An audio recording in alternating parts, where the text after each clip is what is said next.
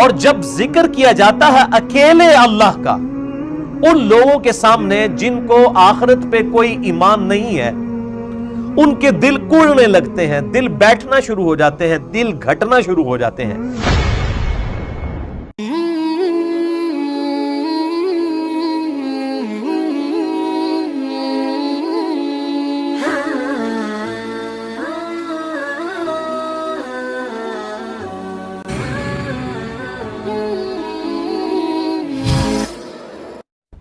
وَإِذَا ذُكِرَ اللَّهُ وَحْدَهُ اشْمَأَزَّتْ قُلُوبُ الَّذِينَ لَا يُؤْمِنُونَ بِالْآخِرَةِ، اور جب ذکر کیا جاتا ہے اکیلے اللہ کا ان لوگوں کے سامنے جن کو آخرت پہ کوئی ایمان نہیں ہے،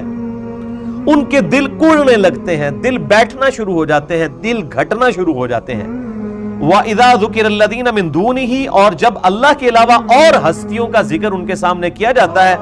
اِذَا هُمْ يَسْتَبْشِرُونَ، تو وہ خوشیاں منانا شروع کر دیتے ہیں۔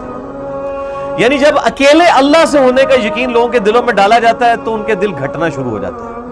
آج بھی یہ ہوتا ہے، جن لوگوں نے اللہ کے مقابلے پہ اور ہستیاں شفعاء کے طور پر مانی ہوئی ہیں، ان کے دل گھٹنے شروع ہو جاتے ہیں۔ یعنی ہم تو پریکٹیکلی اس فیز سے گزرے ہوئے ہیں، ہم نے بھی وہ گمراہی کا دور دیکھا ہے، اور اس کو ہم اس زمانے میں وسوسہ سمجھتے تھے، کیونکہ یہ تو حقیقت بات ہے۔ سورۃ الاعراف کے اندر آیا ہے کہ جن لوگوں کا گیئر الٹا لگ جاتا ہے، جن کو گمراہی کا راستہ شیطان ان کو چلا دیتا ہے اس راستے پر، تو وہ جب حق کے راستے کو دیکھتے ہیں تو گمراہی سمجھنا شروع کر دیتے ہیں، اور گمراہی کو وہ حق کا راستہ سمجھنا شروع کرتے ہیں۔ جس کا گیئر الٹا لگ جائے اسے ہر چیز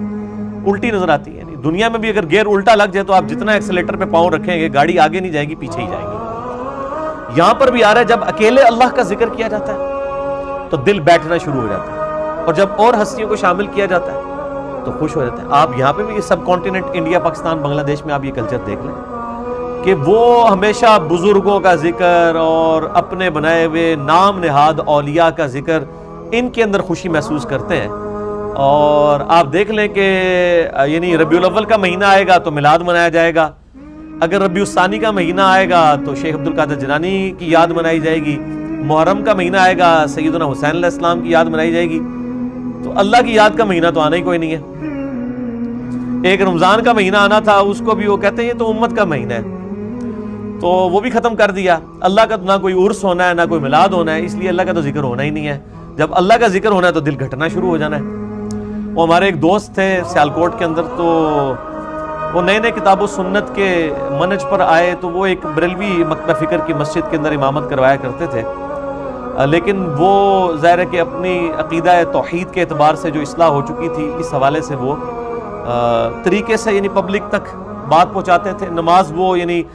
رفع الیدین کے بغیر پڑھتے تھے کہ شاید 2-4 بندوں تک میری بات پہنچ جائے، چونکہ امامت بھی کروا رہے تھے۔ تو جب انہوں نے درس قرآن کا سلسلہ شروع کیا تو اسی مسجد کے جو بڑے بوڑھے ہیں انہوں نے کہنا شروع کر دیا، تسی ہر ٹائم اللہ نو ہی توندے رہندے ہو، کوئی بزرگاں دا بھی ذکر کریا کرو۔ یعنی یہ ان کے الفاظ تھے، وہ کہتے ہیں اللہ نو توندے رہندے ہو، یعنی وہ محاورتاً یہ بات کہ آپ ہر وقت اللہ ہی کا ذکر کرتے ہیں، کوئی بزرگاں دا بھی ذکر کرو۔ اور بزرگ بھی وہ جن کو انہوں نے بزرگ کلیم کیا ہوا ہے، جن کے لیے نہ اللہ نے کوئی سند نازل کی، نہ نبی علیہ السلام نے کوئی سند ان کے لیے بیان فرمائی۔ یعنی صرف اولیاء اللہ جو ہیں وہ تو وہی ہیں جن کو نبی علیہ السلام ڈکلیئر کریں گے، اور وہی کے ذریعے ہمیں پتہ ہے کہ صرف صحابہ اور اہل بیت کے لیے ہم ولایت کلیم کر سکتے ہیں۔ اس کے بعد جتنی بھی بڑی سے بڑی ہستیاں ہیں، ہمارا حسن ظن نہیں ہو سکتا ہے کہ انشاءاللہ وہ بھی اللہ کے اولیاء میں شامل ہیں۔ امام بخاری ہوں، امام مسلم ہوں، امام حنیفہ ہوں، امام شافعی ہوں، امام مالک ہوں، احمد بن حنبل ہوں رحمہم اللہ اجمعین وعلیہم السلام اجمعین، ان تمام کی تمام ہستیوں کے بارے میں جو ہم کلیم کرتے ہیں کہ اللہ کے اولیاء میں شامل ہیں، تو یہ ہمارا اللہ کے ساتھ حسن ظن ہے۔ ڈیفینیٹلی اگر ہم کسی کے بارے میں کلیم کر سکتے ہیں تو وہ صرف وہ لوگ ہیں جن کو اللہ تعالیٰ نے اپنے محبوب صلی اللہ علیہ وآلہ وسلم کے ذریعے جنت کی خوشخبری سنا دی ہے، اور وہ ظاہر ہے کہ صحابہ کرام علیہم رضوان اور اہل بیت علیہم السلام ہی ہو سکتے ہیں۔ باقیوں کے بارے میں تو ہماری اسیسمنٹ ہے نا، کیونکہ میں نے آپ کو بتایا کہ ہمارے انڈیا، پاکستان، بنگلہ دیش کے اندر جو سنی کے بزرگ ہیں وہ شیعہ کے نزدیک گستاخ رسول ہیں، جو شیعہ کے بزرگ ہیں وہ سنیوں کے نزدیک گستاخ رسول ہیں۔ پھر سنیوں کے اندر جتنے ایک فرقے بن گئے ہوئے ہیں، بریلوی، دیوبندی، اہل حدیث، اور پھر مزید آف شوٹس حنفی، شافعی، مالکی، حنبلی، تو ان سب لوگوں نے تو اپنے اپنے بزرگ کھڑے کیے ہیں، دوسروں کے بزرگوں کو بزرگ ماننے کے لیے تیار نہیں، ان کو گستاخ رسول اور مشرک کے فتوے لگاتے ہیں،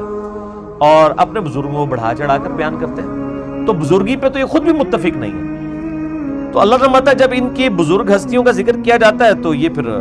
خوشیاں منانا شروع کر دیتے ہیں.